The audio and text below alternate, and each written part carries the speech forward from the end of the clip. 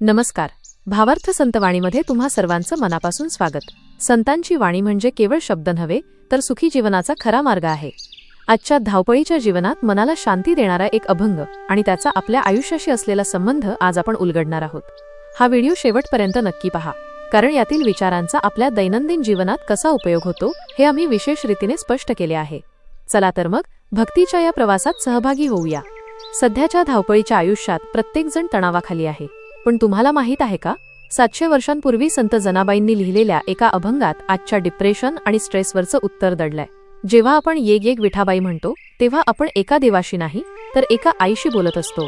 आजच्या व्हिडिओत आपण पाहणार आहोत की हा अभंग ऐकल्याने किंवा म्हटल्याने आपलं मन एका मिनिटात कसं शांत होऊ शकतं. संत जनाबाईंचा काळ साधारणपणे 13वे शतक. त्या संत नामदेवांच्या घरी दासी म्हणून राहिल्या. आयुष्यभर त्यांनी दळणकांडण, केरसुणी आणि गोवऱ्या वेचण्यासारखी कष्टाची कामे केली. पण विशेष असं की हे कष्ट उपसताना त्या कधीही थकल्या नाहीत किंवा कुरकुरली नाहीत. त्यांच्या दृष्टीने विठ्ठल हा मंदिरातला देव नव्हता, तर तो त्यांच्यासोबत काम करणारा एक सखा होता. जेव्हा त्या दळण दळायच्या तेव्हा विठ्ठल स्वतः येऊन त्यांना मदत करायचा अशी त्यांची श्रद्धा होती. त्यामुळे हा अभंग म्हणजे अभ्यासिकेत बसून लिहिलेली कविता नाही, तर घामातून आणि श्रमातून आलेली अनुभववाणी आहे. कष्ट करतानाही मन परमात्म्यात कसे गुंतवून ठेवावे याचा हा वस्तुपाठ आहे. संत जनाबाईंचा हा अभंग केवळ विठ्ठलाची आळवणी नाही, तर तो एका लेकीने आपल्या आईला मारलेली साद आहे. यात भक्ती, वात्सल्य आणि अद्वैत, भक्त आणि देव एक असणे यांचा सुंदर मिलाफ आहे. पहिला चरण, येग येग विठाबाई माझे पंढरीचे आई. येग येग, येग ये हा शब्द केवळ बोलावणे नाही, तर त्यात एक हट्ट आहे. लहान मूल जसे आपल्या आईला कामातून ओढून आणते, तशी आर्तता यात आहे. ये म्हणण्यापेक्षा येग म्हणण्यात एक जवळीक आहे. विठाबाई विठ्ठलाला बाप म्हणण्याऐवजी जनाबाई आई म्हणतात. विठ्ठल हा पुरुषी देव नसून तो मायेचा सागर आहे. विठूचा विठाबाई करणे हे भक्तीचे अत्युच्च शिखर आहे, जिथे लिंगभेद उरत नाही. माझे पंढरीचे आई, माझे या शब्दात अधिकार आहे. पंढरपूर हे केवळ तीर्थक्षेत्र नसून ते माहेर आहे, आणि विठ्ठल ही प्रत्यक्ष जननी आहे. नैतिक धडा, अधिकारवाणीने नव्हे तर ममत्वाने समाजाला एकत्र आणणे. डिजिटल युगात वापर. आज सोशल मीडियावर ट्रोलिंग आणि द्वेषाचे वातावरण आहे. तिथे मातृत्वाच्या भावनेने म्हणजे दुसऱ्याच्या अस्तित्वाचा आदर करून संवाद साधल्यास सायबर बुलिंग थांबवता येईल. उदाहरणे, एका मोठ्या कंपनीचा सीईओ जेव्हा कर्मचाऱ्यांना केवळ ह्युमन रिसोर्स न मानता त्यांच्या कौटुंबिक सुखदुःखात पालक मेंटरशिप म्हणून उभा राहतो, तेव्हा त्या संस्थेची प्रगती अधिक शाश्वत होते. आधुनिक कुटुंबात जेव्हा वडील शिस्त लावणारा हुकुमशहा न होता आईप्रमाणे मुलांच्या भावना समजून घेतात, तेव्हा पिढ्यांमधील अंतर, जनरेशन गॅप कमी होते. एखादे बाळ खेळताना पडले की ते आई म्हणून जो हंबरडा फोडते, तो आई शब्द म्हणजे येग येग. तिथे औपचारिकता नसते, फक्त ओढ असते. दुसरा चरण, भीमा आणि चंद्रभागा. तुझ्या चरणीच्या गंगा, भीमा आणि चंद्रभागा या केवळ नद्या नाहीत, अध्यात्मात त्या पवित्रतेचे प्रतीक आहेत. पंढरपुरातून वाहणारी चंद्रभागा भक्तांची पापे धुवून काढते. तुझ्या चरणीच्या गंगा पौराणिक कथेनुसार गंगा विष्णूच्या चरणातून निघाली, पण जनाबाई म्हणतात की भीमा आणि चंद्रभागा सुद्धा तुझ्या चरणातून वाहणाऱ्या गंगाच आहेत. याचा अर्थ असा की तू जिथे आहेस तिथेच सर्व तीर्थे एकवटली आहेत. भावार्थ, देवाच्या चरणाशी संपूर्ण सृष्टीचे पावित्र्य साठलेले आहे. जेव्हा आपण शरणागत होतो तेव्हा आपल्याला जगातील सर्व तीर्थांचे पुण्य एकाच ठिकाणी मिळते. नैतिक धडा, बाह्य मोठेपणापेक्षा आपल्या जवळ असलेल्या मूल्यांना आणि माणसांना महत्त्व देणे. डिजिटल युगात वापर. इन्फ्लुएन्सर संस्कृतीत आपण परदेशी जीवनशैलीची नक्कल करतो. याउलट आपल्या स्थानिक संस्कृतीचा आणि कौशल्यांचा अभिमान बाळगणे हीच खरी प्रगती आहे. उदाहरणे, जागतिक ब्रँड्सच्या स्पर्धेत जेव्हा एखादा उद्योजक मेक इन इंडिया किंवा स्थानिक कारागिरांच्या हाताला काम देतो, तेव्हा तो चंद्रभागेला गंगेचा मान देत असतो. पाश्चात्य सण साजरे करण्याच्या नादात घरातील आजी आजोबांनी सांगितलेल्या संस्कारांकडे दुर्लक्ष न करता त्यांनाच आधुनिक मूल्य म्हणून स्वीकारणे. एखाद्या माणसाने कितीही पुस्तकी ज्ञान, गंगा मिळवले तरी जोपर्यंत त्याच्या मनात माणुसकी आणि श्रद्धा, विठ्ठल येत नाही, तोपर्यंत ते ज्ञान कोरडे असते. भक्तीच्या पायाशीच खरं ज्ञान वाहत असतं. तिसरा चरण, इतुक्या साहित त्यान यावे माझे रंगणी नाचावे. इतुक्या साहित म्हणजे या सर्व वैभवासकट, या सर्व नद्यांना आणि भक्तांना घेऊन. त्यान त्या बाबा. येथे बा हा शब्द विठ्ठलाला उद्देशून आहे. आई म्हणून साथ घालताना मध्येच वडील म्हणणे हे विठ्ठलाचे पूर्णत्व दर्शवते. तो आईही आहे आणि बापही. माझे रंगणी नाचावे. रंगण म्हणजे घराचे अंगण किंवा मनाचे अंगण. जनाबाई देवाला मंदिरात नाही, तर आपल्या घराच्या अंगणात नाचायला सांगत आहेत.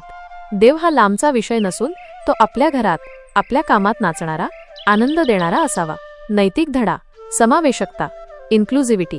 कोणालाही न वगळता सर्वांना प्रगतीच्या प्रवाहात सामील करून घेणे. डिजिटल युगात वापर. सोशल मीडियाचा वापर केवळ स्वतःचे प्रदर्शन करण्यासाठी न करता उपेक्षितांच्या आवाजाला व्यासपीठ मिळवून देण्यासाठी करणे. उदाहरणे: एखादा प्रकल्प यशस्वी झाल्यावर त्याचे श्रेय केवळ मॅनेजरने न घेता ऑफिसमधील शिपायापासून ते तंत्रज्ञापर्यंत सर्वांना सोबत घेऊन सेलिब्रेशन करणे. टीम इन्क्लुजन: सण समारंभात केवळ रक्ताच्या नात्याला महत्त्व न देता घरात काम करणाऱ्या मदतनीसांनाही त्याच पंक्तीत बसवून जेवू घालणे. जेव्हा आपण घरात एखादा सण साजरा करतो तेव्हा आपल्याला वाटते की आपले लाडके नातेवाईक तिथे असावेत. जनाबाईंसाठी देव हा असा नातेवाईक आहे ज्याने त्यांच्या साध्या कष्टमय जीवनात येऊन आनंदाचे नृत्य करावे. चौथा चरण: माझा रंग तुझे गुणी, म्हणे नामयाची जनी माझा रंग. येथे रंग म्हणजे वर्ण नव्हे तर अस्तित्व. माझे पूर्ण जीवन, माझे विचार आणि माझे कर्म तुझे गुणी, तुझ्या गुणांमुळे. जनाबाई म्हणतात, माझ्या आयुष्यात जे काही चांगले आहे, जो काही भक्तीचा रंग चढला आहे, तो केवळ तुझ्यामुळेच आहे. स्वतःचे वेगळेपण संपवून त्या देवाच्या गुणांत मिसळून गेले आहेत. नामयाची जनी हे सर्वात महत्त्वाचे आहे. जनाबाईंनी स्वतःची ओळख नामदेवाची दासी अशी करून दिली आहे. स्वतःचा अहंकार पूर्णपणे त्यागून त्या नामदेवांच्या चरणी आणि विठ्ठलाच्या चरणी लीन झाल्या आहेत. नैतिक धडा: नम्रता आणि कृतज्ञता. आपण जे काही आहोत ते समाजाच्या ऋणामुळे आहोत हे मान्य करणे. डिजिटल युगात वापर: व्हर्च्युअल जगात मी पण सेल्फी कल्चर खूप वाढले आहे. तिथे मी जे काही आहे ते माझ्या फॉलोअर्सच्या आणि समाजाच्या प्रेमामुळे आहे. ही जाणीव ठेवल्यास मानसिक आरोग्य सुधारेल. उदाहरणे: एखादा स्टार्टअप संस्थापक जेव्हा यशाचे शिखर गाठतो तेव्हा त्याने सुरुवातीच्या काळात साथ देणाऱ्या गुंतवणूकदारांचे आणि कर्मचाऱ्यांचे आभार मानणे हीच नामयाची जनी वृत्ती होय. मुले मोठी झाल्यावर आईवडिलांच्या कष्टाची जाणीव ठेवून आज मी जे काही आहे ते तुमच्यामुळेच ही भावना व्यक्त करणे हे मूल्यांची घसरण रोखण्यासाठी आवश्यक आहे. जसे साखर पाण्यात विरघळली की साखरेचे वेगळे अस्तित्व संपते आणि पाणी गोड होते, तसे जनाबाईंचे स्वतःचे अस्तित्व संपून त्या विठ्ठलमय झाल्या आहेत. आदरणीय श्रोते हो, आज आपण संत जनाबाईंच्या एका अजरामर अभंगावर चर्चा करत आहोत. वरवर पाहता हा अभंग एका दासीने आपल्या देवासाठी घातलेली आर्तसाद वाटतो, पण जर आपण डोळसपणे पाहिले तर त्यात क्वांटम फिजिक्सपासून ह्युमन सायकॉलॉजीपर्यंतचे अनेक पदर दडलेले आहेत. दृष्टिकोनातील पहिला बदल: देव की निसर्ग.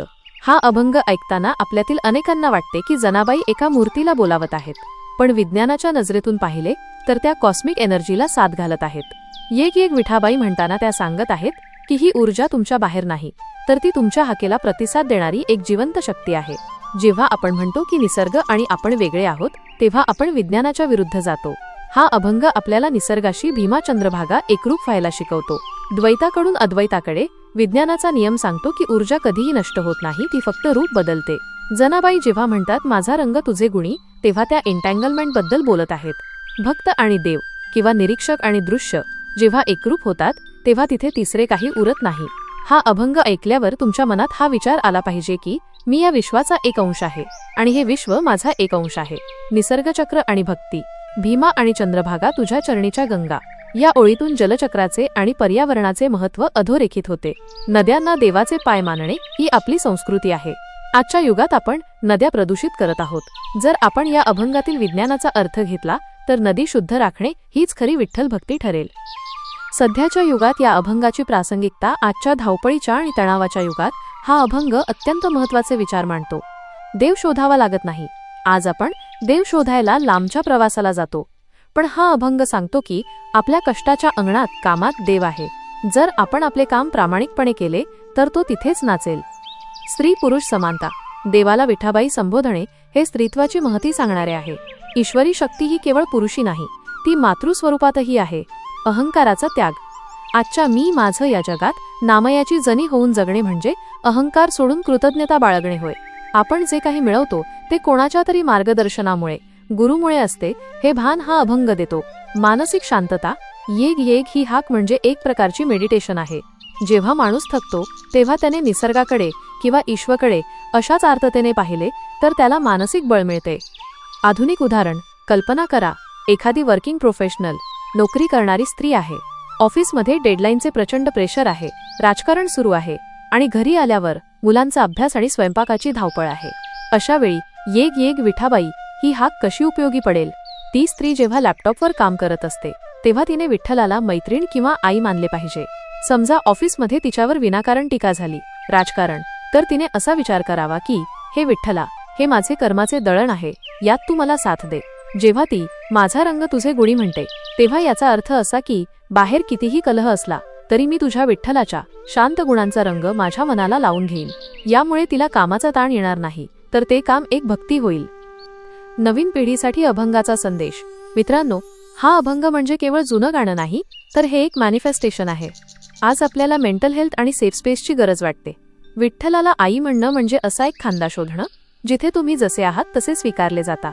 No judgement, only love. तुमची आई जशी तुमच्या चुका पोटात घेते, तसा हा युनिव्हर्स विठ्ठल तुमच्या पाठीशी आहे. आपण यश, आनंद आणि प्रेमाच्या मागे धावतोय, चेसिंग. जनाबाई काय म्हणतायत?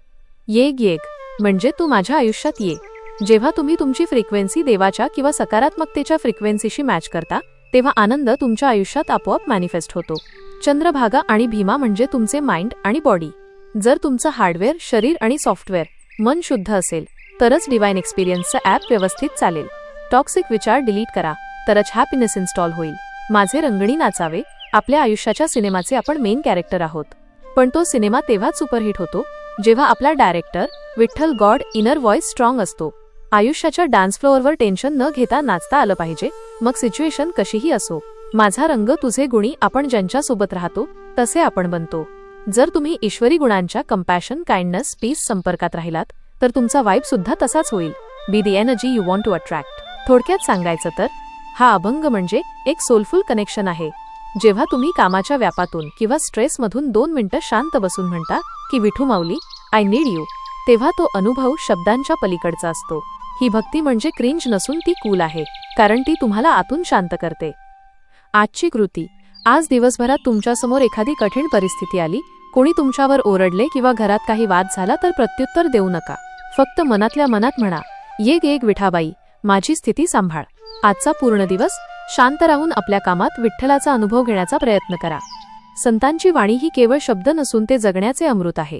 भावार्थ संतवाणीच्या माध्यमातून हाच अमृतकण तुमच्यापर्यंत पोहोचवण्याचा माझा छोटासा प्रयत्न आहे.